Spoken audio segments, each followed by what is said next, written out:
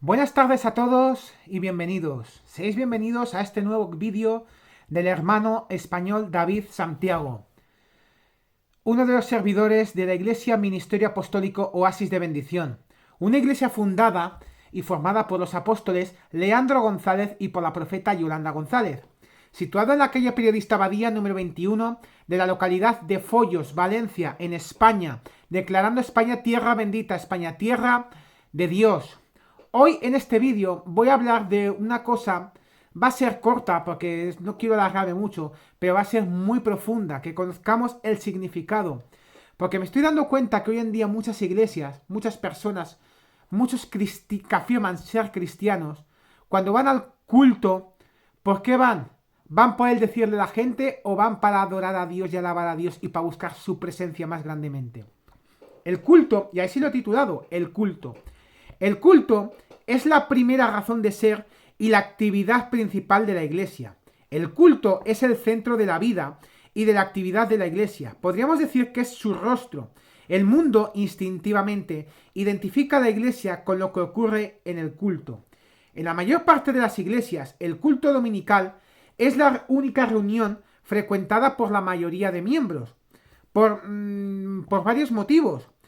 Sobrecarga profesional, responsabilidades familiares, falta de seguridad ciudadana especialmente por la noche, atractivo de la televisión, etcétera, etcétera, etcétera. Las reuniones que tienen lugar en la semana solo atraen a un pequeño grupo de personas. Por lo tanto, es el culto en el que se concentra toda la vida de la iglesia.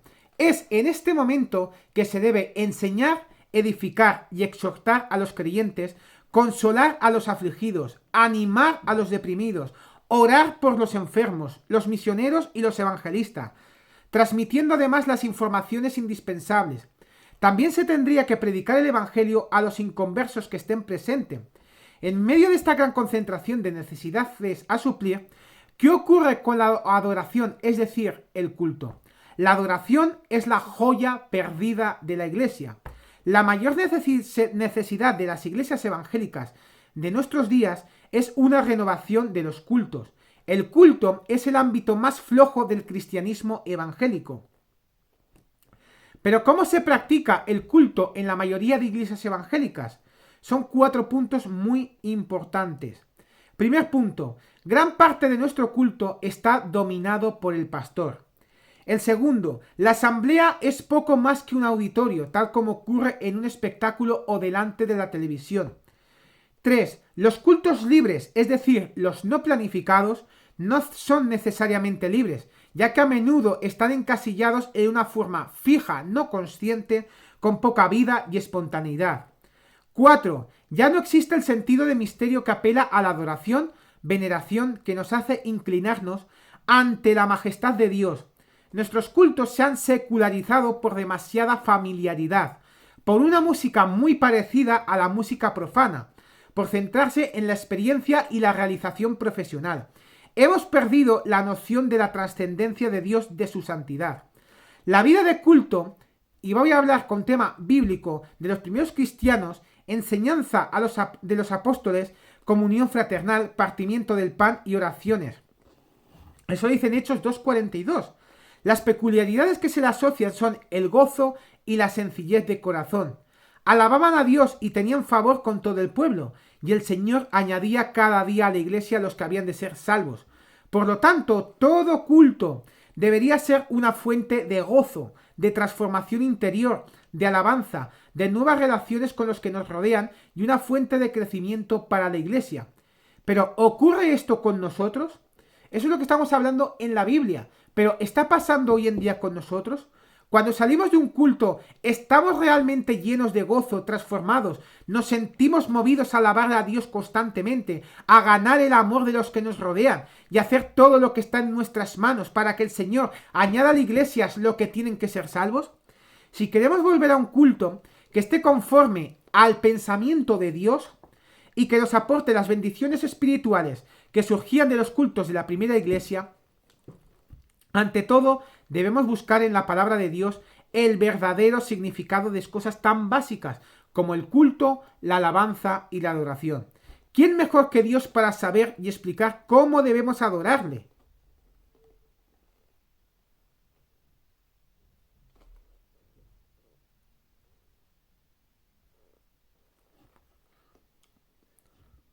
Estos temas los hemos visto en algunos vídeos anteriores. En la voluntad del Señor, los hemos ido viendo en la voluntad del Señor a medida que que hemos tenido oportunidad de compartir palabra con vosotros.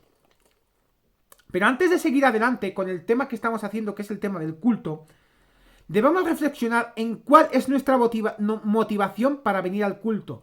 ¿Por qué venimos al culto? El porqué del culto.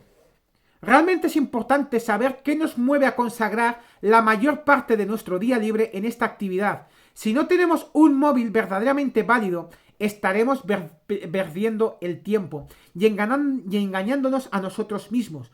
Hagamos un pequeño inventario. Hay muchas razones y buenas para ir al culto. De entrada, desestimamos aquellas razones que tienen que ver con hacerse notar, acallar su conciencia, por miedo a cometer un pecado, etc.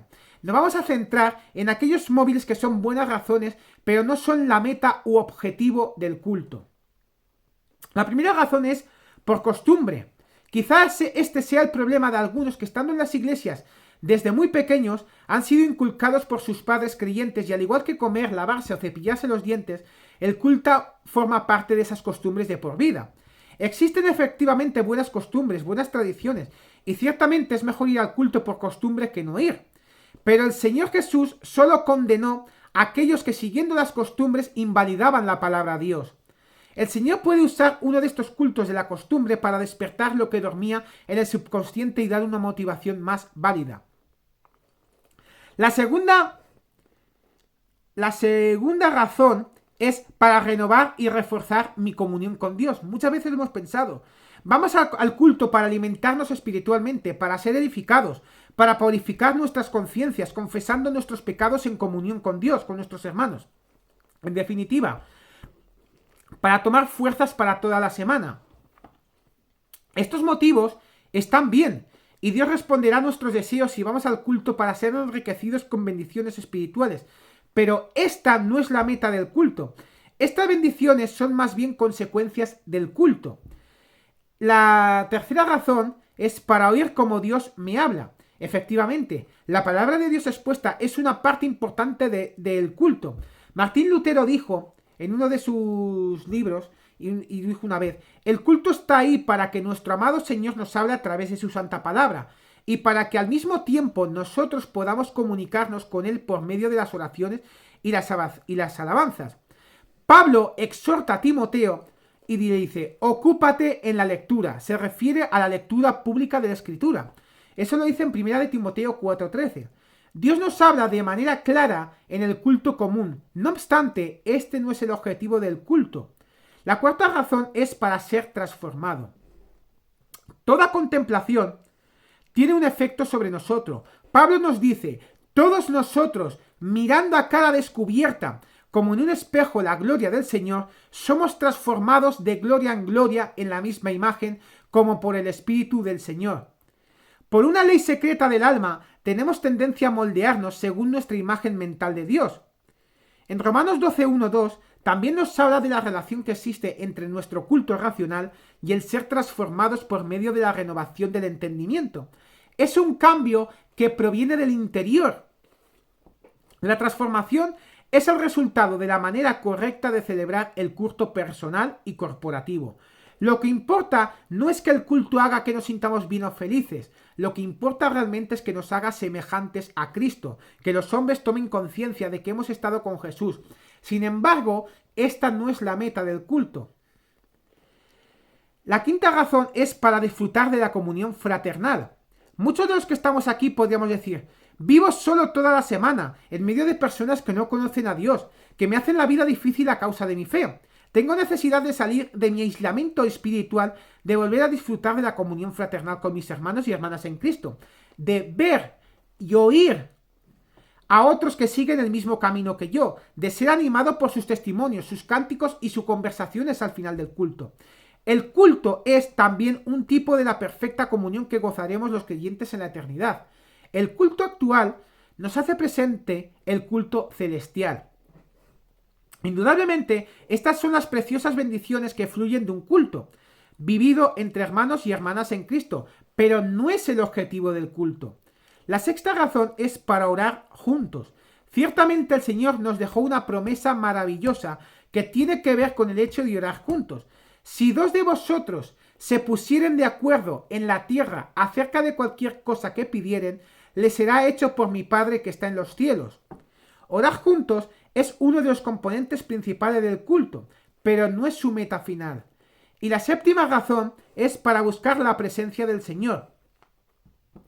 El Señor nos asegura su presencia incluso cuando estemos solos, pero es un gozo experimentar esta presencia cuando venimos juntos ante Él. Es una de las mayores bendiciones del culto, pero no es el objetivo del culto. Todas estas razones que hemos leído para ir al culto son buenas. Nos hablan de las grandes bendiciones que fluyen del culto, pero no son la meta última del culto, puesto que tienen que ver esencialmente con nosotros. Es para nuestro bien que queremos reforzar nuestra comunión con Dios. Es para nuestro propio bien que acudimos a escuchar cómo Dios nos habla, a ser transformados, a gozar de la comunión fraternal, a experimentar las promesas en cuanto a la oración en común y a disfrutar de la presencia del Señor. En definitiva, vamos al culto a recibir.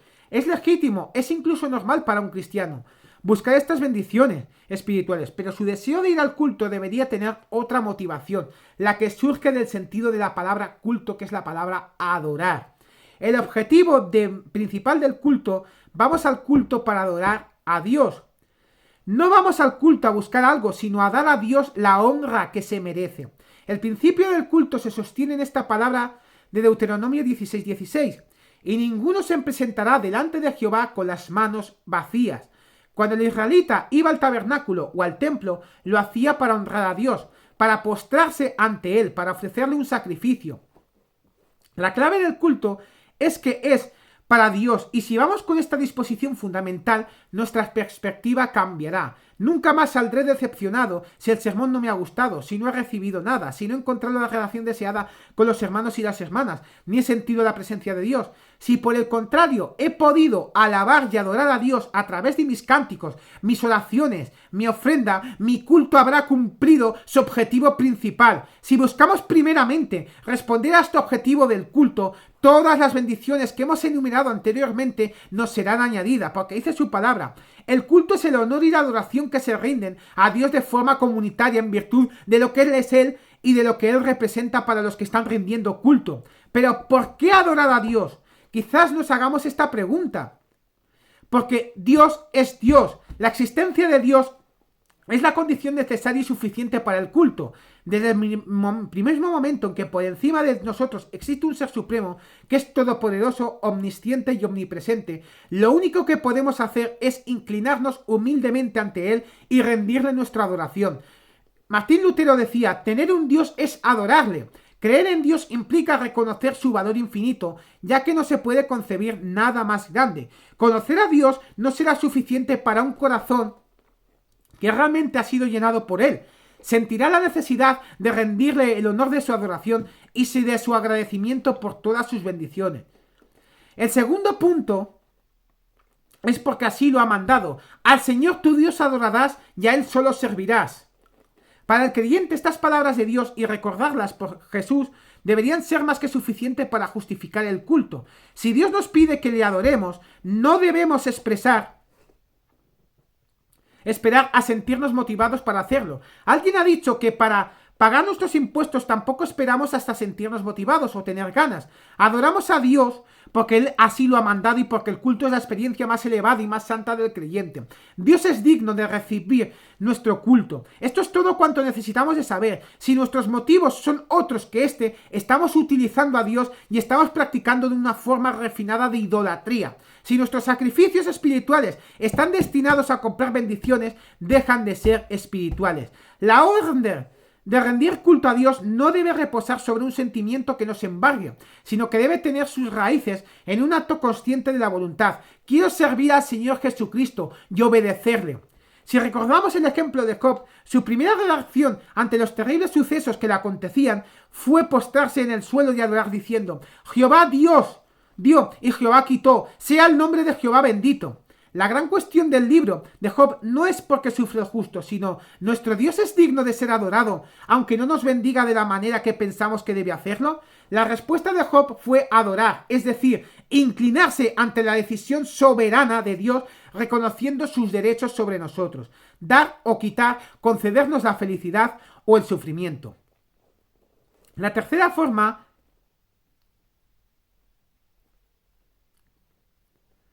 Perdóname, pero es que estoy mirando cositas y me estoy dando cuenta. La tercera forma es: vamos al culto para alabar a Dios. La alabanza es uno de los elementos fundamentales del culto.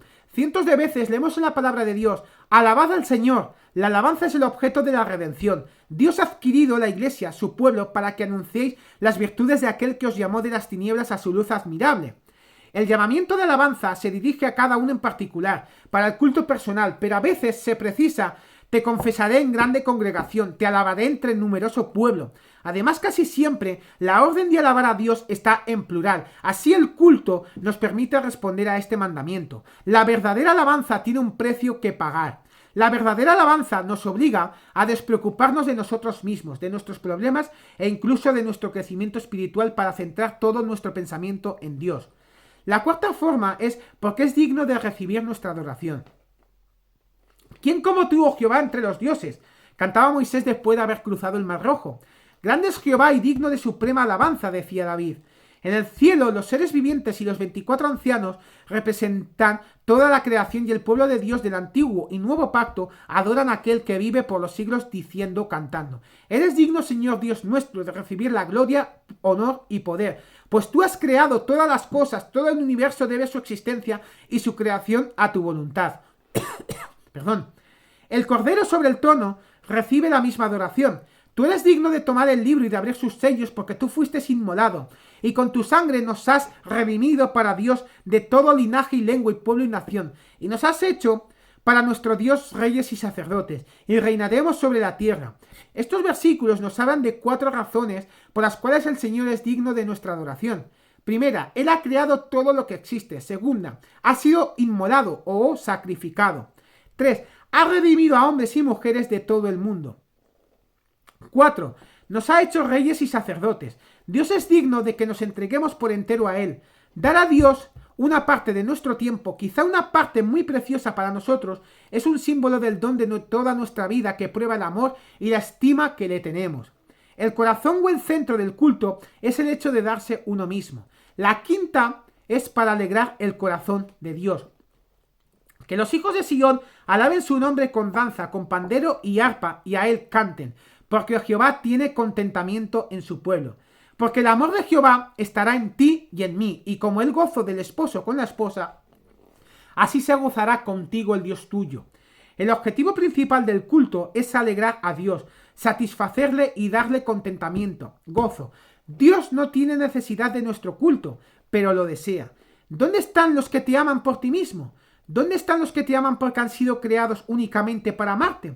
¿De qué sirve el mundo entero si nadie te ama lo suficiente como para perderse en ti? Oh Dios mío, ámate a ti mismo en mí. El punto 6 es por qué hemos sido creados para adorar. El objetivo principal de la vida del hombre es glorificar a Dios y encontrar en Él su felicidad eterna.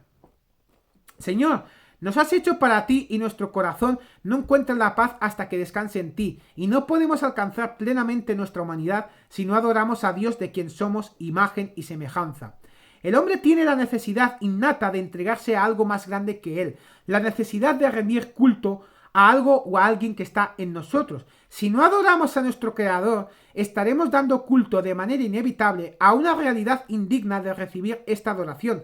Todos adoramos a un héroe, los bienes, el éxito, el placer, una causa de tipo político, un ídolo esculpido o a uno mismo. La manera en que vivimos y nos comportamos manifiesta las cosas que nos gustan y a las cuales nos entregamos. Junto a este objetivo principal del culto, podemos mencionar muchos otros también al culto. Otros objetivos del culto es para proclamar el señorío de Cristo. La mayoría de los cultos cristianos se celebra en domingo, es decir, el día de la resurrección de Cristo. Cuando nos reunimos este día, proclamamos ante el mundo visible e invisible nuestra fe en la resurrección del Señor y en su señorío. Ir al culto es afirmar el señorío de Cristo sobre nuestra vida. A lo largo de los primeros siglos esta afirmación era considerada como un acto de traición política y se castigaba como tal. Cristo es Señor, se oponía a César es Señor. Por una sola palabra, los primeros cristianos estaban dispuestos a sufrir el martirio en las arenas romanas. Los que eran capturados cuando estaban participando en una reunión en las catatumbas pagaban su participación en el culto con la pena de muerte. Nuestro sacrificio es mucho menos costoso en comparación con nuestros hermanos. Otro objetivo es para testificar ante las autoridades invisibles. Dios hace conocer por medio de la Iglesia su sabiduría infinitamente variada a los principados y potestades en los lugares celestiales. La Iglesia también les da testimonio del señorío de Cristo cuando lo confiesa, al reunirse para alabar a Dios y cantar la victoria de Cristo. La Iglesia afirma ante todos estas potencias angelicales y demoníacas su fe en la soberanía de Dios y el señorío de Cristo. Un día, en el nombre de Jesús, toda rodilla se doblará de los que están en los cielos y en la tierra y debajo de la tierra, y toda lengua confesará que Jesucristo es el Señor, porque todos estarán obligados a reconocer esta sabiduría. Desde ahora, voluntariamente y por fe, la Iglesia lo reconoce y lo confiesa. Otro objetivo es para testificar ante los otros creyentes y edificarlos. El apóstol Pablo pide que en la Iglesia se haga todo para edificación.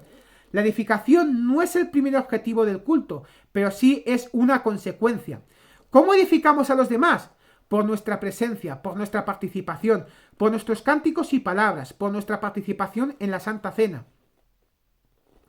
Mi presencia en el culto dice a los demás que Dios es importante en mi vida, más importante que el reposo del domingo por la mañana que ir al campo o la segunda vivienda del fin de semana. Edifico a los demás por medio de mi participación en el culto, que es la oración, el testimonio, las lecturas bíblicas, cánticos, etc. Hablamos entre nosotros por medio de salmos, himnos y cánticos espirituales. También edificamos a los demás antes y después del culto a través de nuestras conversaciones informales, respondiendo a las directrices del Nuevo Testamento. Saludaos unos a otros, hospedaos los unos a los otros, llevad las cargas los unos de los otros, velad los unos por los otros, exhortaos los unos a los otros, o consolaos, amonestaos los unos a los otros, edificaos los unos a los otros. Estos intercambios forman parte del culto al mismo nivel que la predicación o las oraciones. En fin, nos edificamos unos a los otros por medio de nuestra participación en la Santa Cena.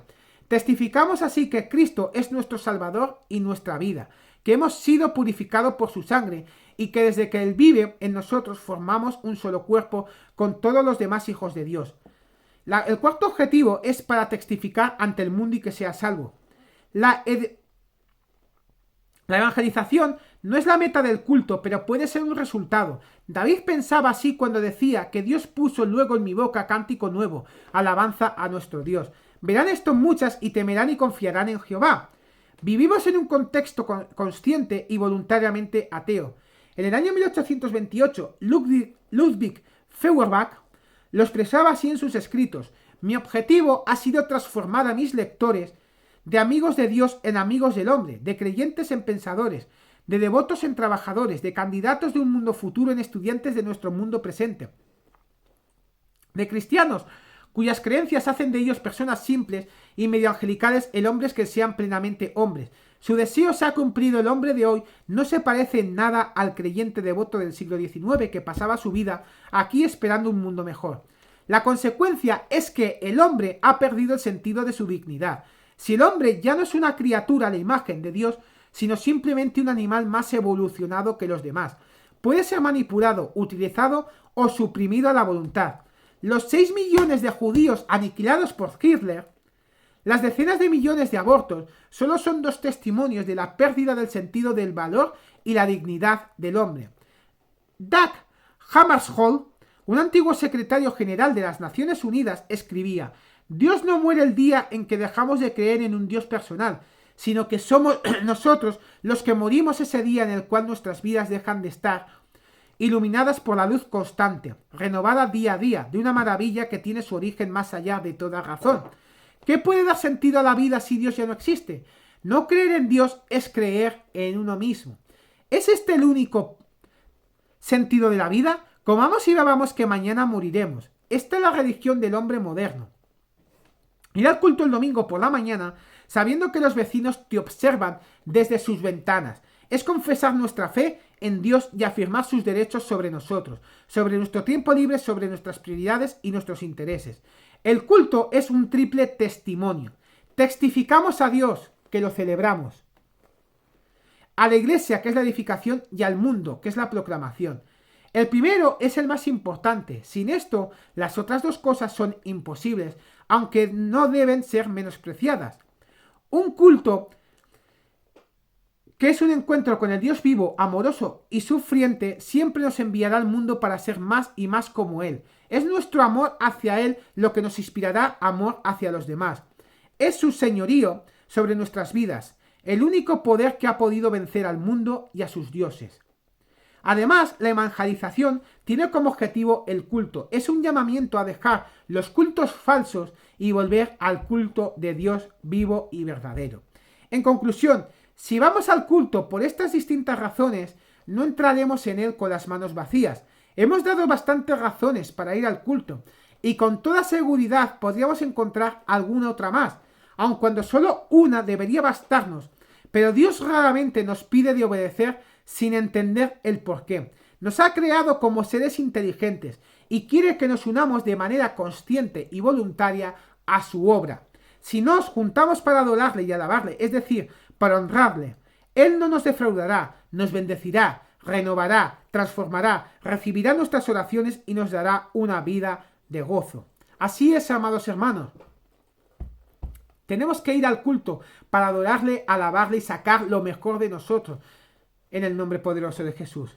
Os saluda vuestro hermano vuestro hermano español David Santiago, uno de los servidores de la Iglesia Ministerio Apostólico Oasis de Bendición, una iglesia fundada por los apóstoles Leandro González y por la profeta Yolanda González, situada en la calle Periodista Abadía, número 21, de la localidad de Follos, Valencia, en España, declarando España tierra bendita, España tierra de Dios. Y si estáis por Valencia, si estáis por aquí, por los pueblos de alrededor, venid a la iglesia.